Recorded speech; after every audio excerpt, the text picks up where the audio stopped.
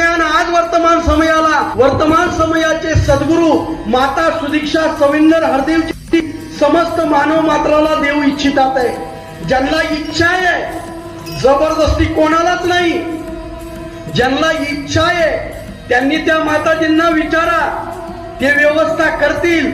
त्या प्रकारे देवाचं दर्शन करता येतं। विठ्ठल दिसतो। देव ज्यांनी ज्यांनी पाहिला त्यांच्या जीवनामध्ये भक्तीला सुरुवात झाली। देवाला न पाहता केलेली भक्ती आंधळी भक्ती म्हटलेले आणि देवाला प्राप्त करून देवाचं गुणगान करणं हीच खऱ्या अर्थाने सदभक्ती म्हटलेले।